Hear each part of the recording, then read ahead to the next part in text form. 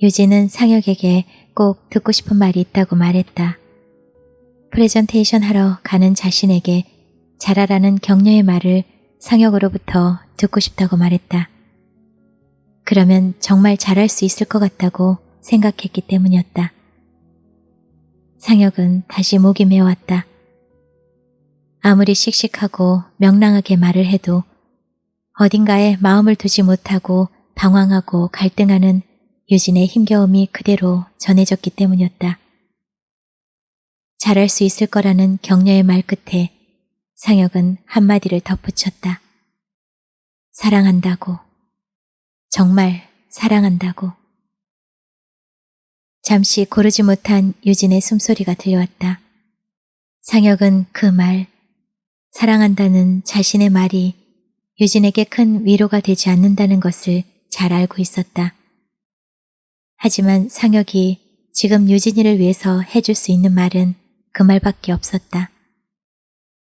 상혁은 상혁 나름으로 유진에게 그 말을 꼭 해주어야만 했다. 그래야만 유진을 바라보는 것으로 만족하며 살 수 있었기 때문이었다. 유진은 고맙다는 말을 잊지 않았다.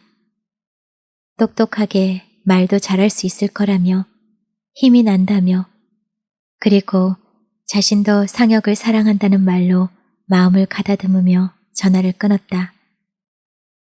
버스에서 내린 유진은 마르시안 건물로 들어서기 전 잠시 걸음을 멈춰섰다. 긴장을 풀기 위해 심호흡을 했다.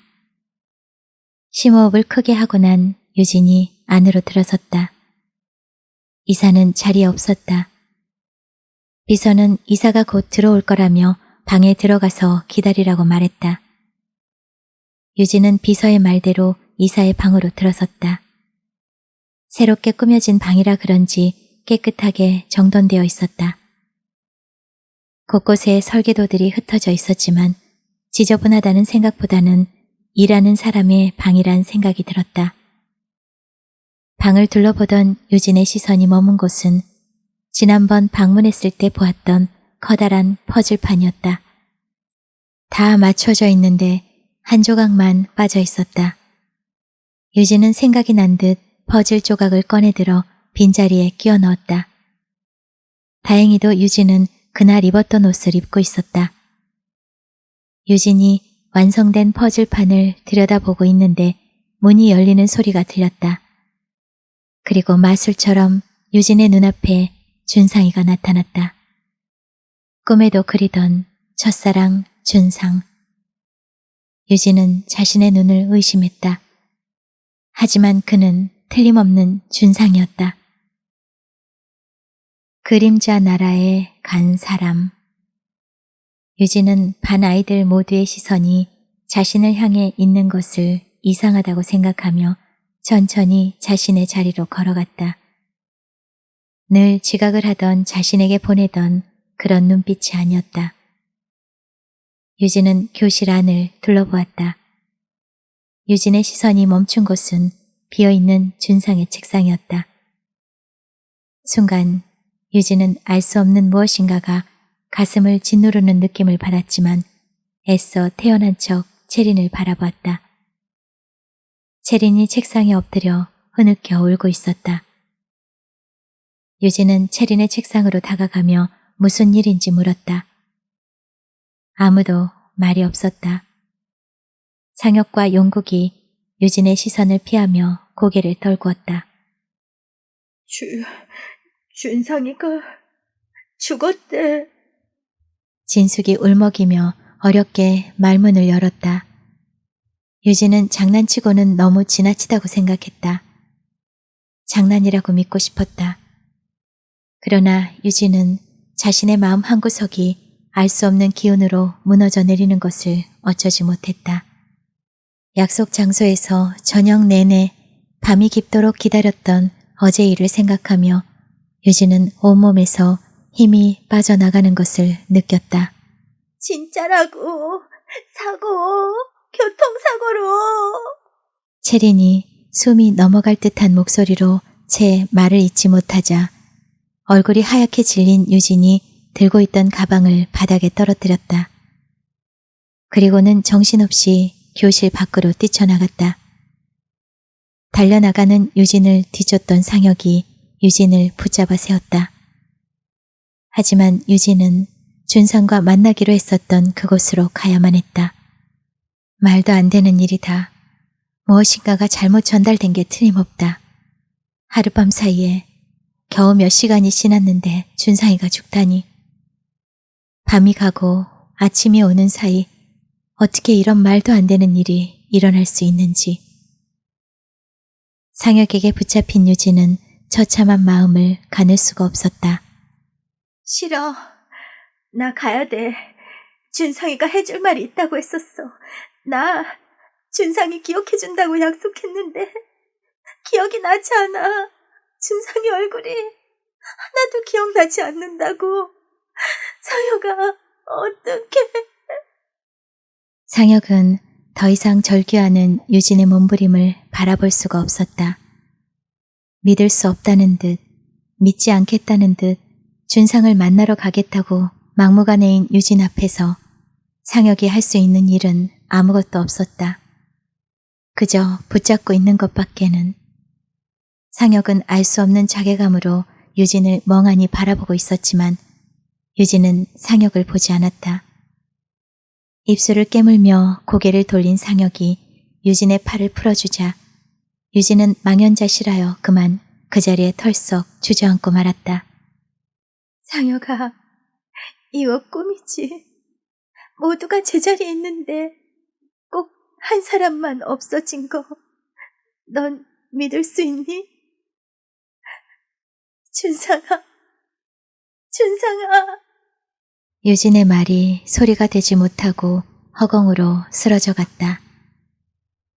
준상의 장례식 날 서울 장례식에 가지 못한 유진과 방송반 친구들은 춘천 호숫가에 모여 그들만의 장례식을 치르고 있었다. 장례식인데 뭐라도 태워야 할 것 같아 그들은 준상이 남긴 물건을 생각해 보았지만 아무것도 떠오르는 것이 없었다. 준상은 아무것도 남기지 않고 감쪽같이 사라졌다. 이 세상에 존재하지 않았던 사람처럼 그렇게 흔적 하나 남기지 않고 하룻밤 사이에 먼 길을 떠나버린 것이었다. 진숙이 먼 하늘을 올려다보다 아이들의 얼굴을 둘러보았다. 그때 용국이 가방을 열어 아무것도 씌워지지 않는 하얀 종이를 꺼냈다. 준상과 같이 지낸 시간들을 떠올리며 그거라도 태워야 할 것 같았다. 아이들은 하얀 종이에 불을 붙였다. 종이는 순식간에 재가 되어 떨어졌다. 강준상, 잘 가라. 잘 가라, 강준상. 아이들은 호수를 향해 끝없이 준상의 이름을 부르며 저녁 노을 속에 붙박인 그림자처럼 움직일 줄 몰랐다. 다시 볼 수 없는 친구 준상을 마지막 보내는 길목을 그렇게 지키고 서 있었다. 유진은 아무런 표정 없이 호수만을 멍하니 바라보고 있었다. 체린이 유진에게 다가섰다. 어쩜 애가 그렇게 독할 수 있니? 준상이 너 만나러 가다가 사고 난 거라며. 그런 거라며. 그런데 너 어떻게 눈물 한 방울 흘리지 않고 멀쩡할 수가 있는 거니? 체린이 감정을 다스리지 못하고 유진에게 되는 대로 말들을 쏟아부었다. 유진은 아무런 반응이 없었다. 유진은 준상이 죽었다는 사실을 새삼 믿을 수가 없었다. 체린의 힐난에도 유진은 석고상처럼 무표정한 얼굴이었다. 유진의 마음속에서 어떤 일들이 일어나는지 알고 있는 사람은 아무도 없었다. 유진은 가만히 준상의 이름을 불렀다. 대답 없는 유진의 준상. 준상을 자신의 가슴 속에 묻은 유진은 이제 마음속으로만 준상의 이름을 부를 수 있다는 사실을 받아들이기로 했다. 속으로 준상의 이름을 수없이 부르고 있는 유진의 마음을 아는 친구는 아무도 없었다. 지금 내가 너를 떠나보내고 있는 게 맞는 거니? 말해봐, 준상아. 네가 아무런 말 없이 나를 떠나갈 수 있는 건지, 네가 대답 없는 한 나는 너를 보내는 게 아니야. 집까지 유진을 데려다 준 상혁이 유진에게 혼자 있어도 되겠느냐고 묻자 유진이 천천히 고개를 끄덕였다. 유진아, 차라리 울어. 나는 네가 차라리 울었으면 좋겠어. 그래야 준상이를 보낼 수 있을 게 아니야. 울면 준상을 보낼 수 있다고? 아니, 그건 아니야. 가슴 속에 묻었는데 내가 울면 준상이도 같이 울 거야. 죽은 준상이를 울게 할 수는 없어. 아무 말 없이 상혁의 얼굴을 바라보던 유진은 상혁을 바라보며 쓸쓸한 웃음을 지어 보였다. 유진은 상혁의 뒷모습을 물끄러미 바라보다 텅 빈 집 안으로 힘겹게 발걸음을 옮겼다. 불도 켜지 않은 방 안에 유진은 한동안 우두커니 서 있었다. 울음을 참듯 깊은 숨을 들이신 유진은 그때서야 자기 방에 전등 스위치를 켰다. 책상 위에 작은 소프 하나가 놓여 있는 것이 보였다. 유진은 발신인 난에 이름이 없는 것을 의아해하며 포장지를 천천히 뜯었다. 카세트 테이프 하나가 나왔다. 유진은 그것을 카세트 플레이어에 꽂았다. 피아노 음악이 온 방안을 채웠다. 예전에 준상이 연주해 주었던 처음이라는 곡이었다. 의자에 털썩 주저앉은 유진은 미동도 없이 피아노 연주를 끝까지 들었다. 두 번 다시 그가 연주하는 곡을 들을 수 없을 거라 생각했었다. 그런데 이렇게 다시 듣게 되다니. 준상이 피아노 연주를 들려주던 일이 어제 일처럼 선명한데 그 모습이 너무도 또렷하게 마음속에 남아있는데 준상이 없다니. 그가 죽었다니. 그래서 이 세상 사람이 아니라니. 그래서 다시는 볼 수 없다니. 유진은 처음을 들으며 기억 속의 준상을 만나고 있었다. 그의 목소리를, 그의 웃음을, 그와의 첫 키스를. 길을 잃었을 땐 계절이 바뀌어도 항상 자리를 지키고 있는 폴라리스를 찾으면 된다던 준상은 이제 없다. 폴라리스처럼 그 자리를 지키고 있겠다던 준상은 없다. 이제 유진에게 폴라리스가 사라져버린 것이다. 견딜 수 없는 슬픔이 밀려왔다.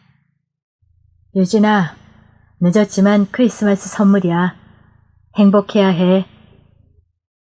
준상의 목소리가 피아노곡 끝에 딸려 나왔다. 아, 어쩌면 이런 일이.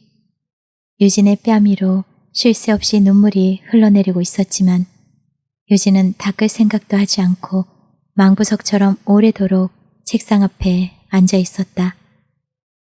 너무도 고통스러웠다. 가슴 속에서 일렁이던 그리움이 고통으로 이어지고 있었다.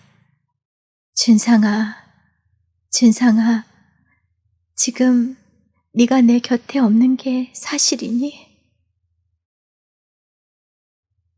아무도 널 기억해주지 않을까봐 그림자 나라에 간 거냐고. 작은 집들이 다닥다닥 붙어있는 춘천의 한 작은 동네 어귀에서 한 여학생이 정신없이 앞으로 내달리고 있었다. 책가방과 화구통을 번갈아 흔들어대며 달려가던 그 여학생이 한 남학생을 발견하고는 그 자리에 멈춰섰다. 상혁아, 김상혁! 상혁은 자신을 부르는 소리에 그 여학생을 향해 어서 오라는 듯 손을 흔들어 재촉했다.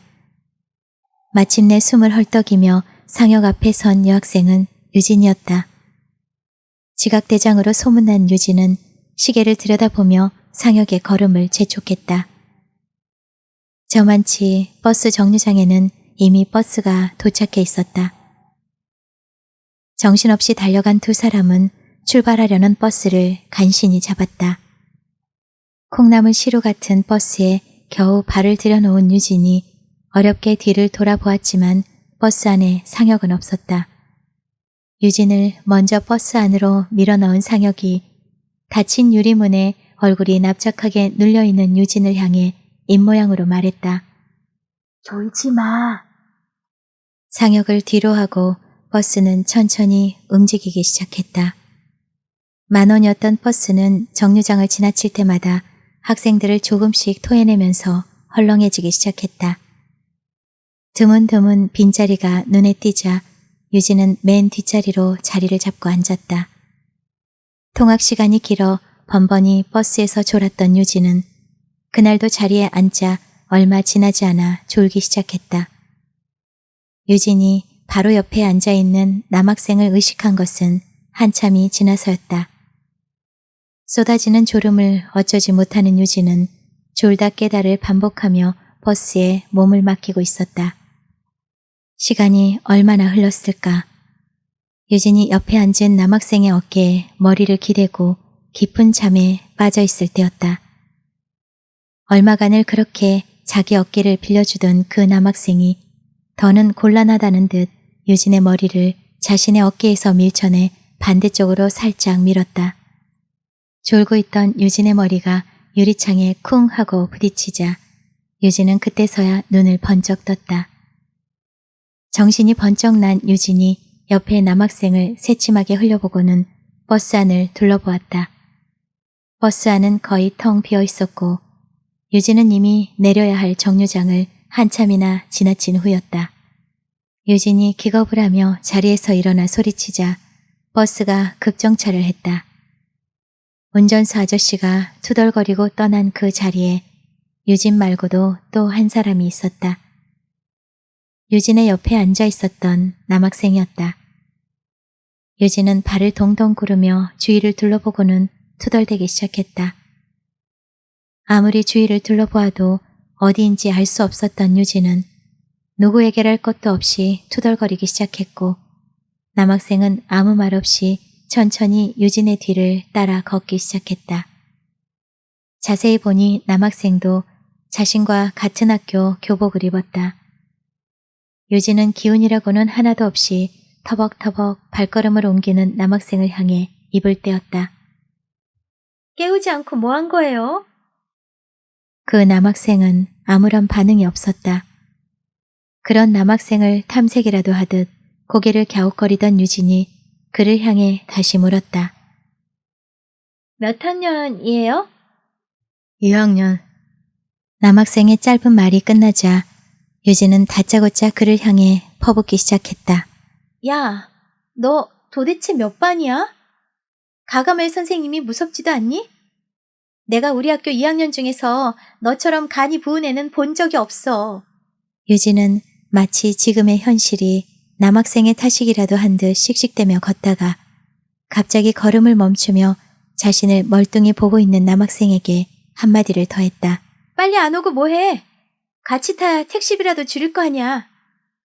지나는 택시를 겨우 세운 유진은 남학생의 팔을 제 멋대로 끌어당겼다. 남학생은 엉겁결에 유진과 함께 택시에 몸을 실었다.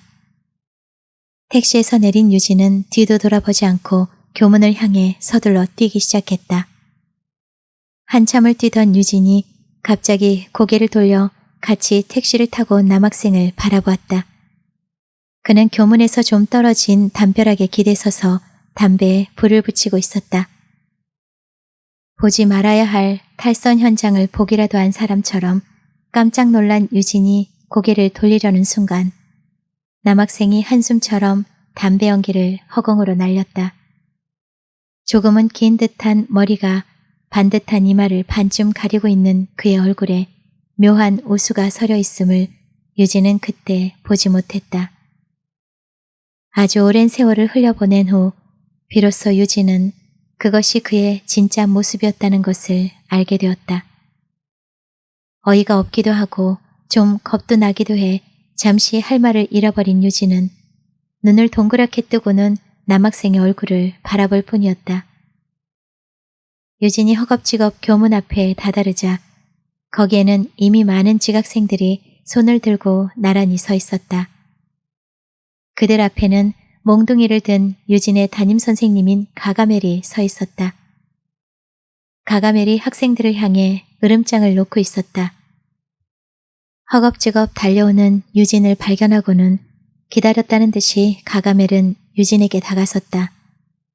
가가멜의 일장 연설을 듣고 유진은 이미 두 손 들고 벌쏘고 있는 아이들 사이로 섞여들었다. 유진의 절친한 친구 진숙이도 지각을 했다. 1분 50초밖에 지각하지 않았다는 진숙이가 가가멜이 너무한다며 귀옛말로 속삭이다 유진에게 물었다. 상혁인 지각 안 했는데 넌 왜 늦었어? 말도 마. 어떤 이상한 놈 때문에.